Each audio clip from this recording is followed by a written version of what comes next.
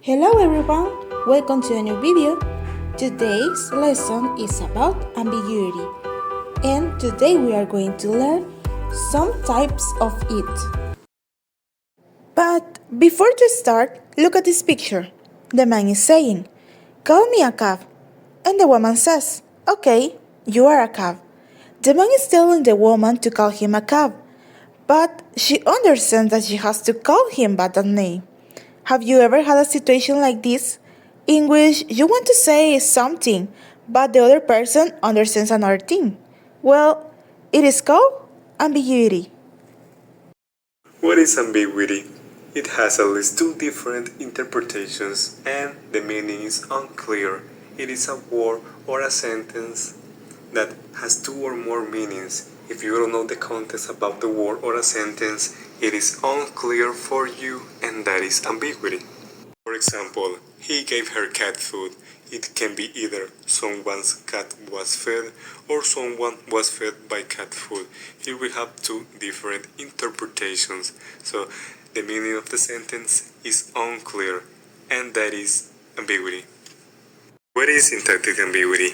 It is the presence of two or more meanings within a single sentence or sequence of words. In this case, it's about sentences, not just about words. And these sentences can have two or more meanings, and it can lead to confusion and misunderstanding.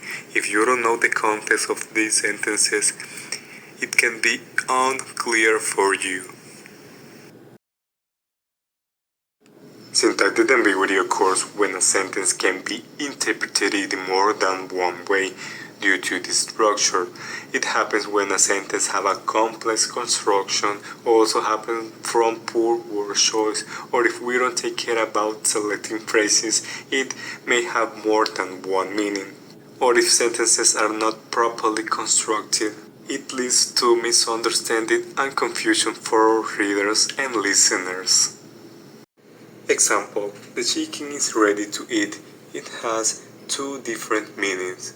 The first one is a chicken that is cooked, and the second one is a chicken that is going to be fed.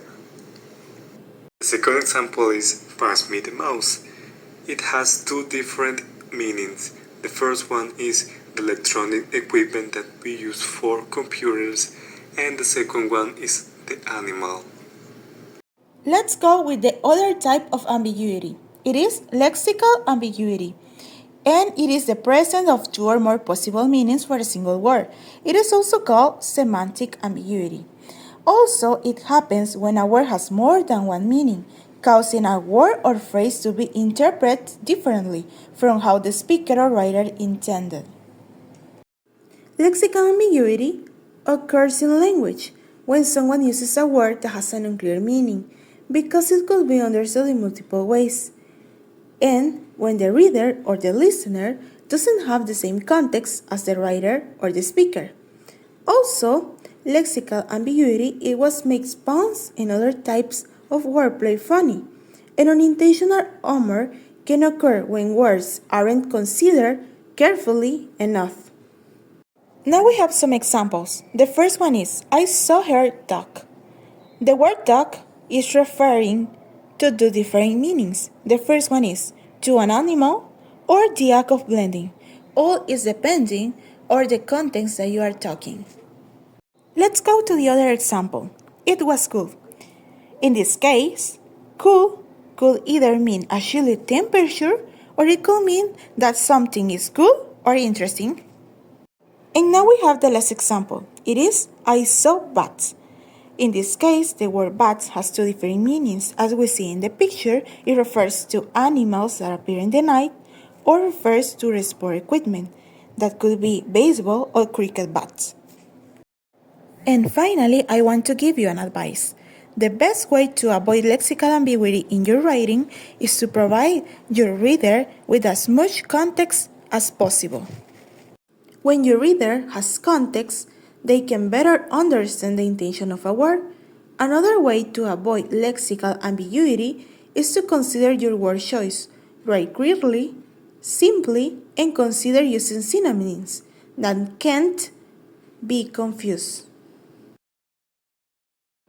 And that's all for today. Thanks for watching this video. Have a good day.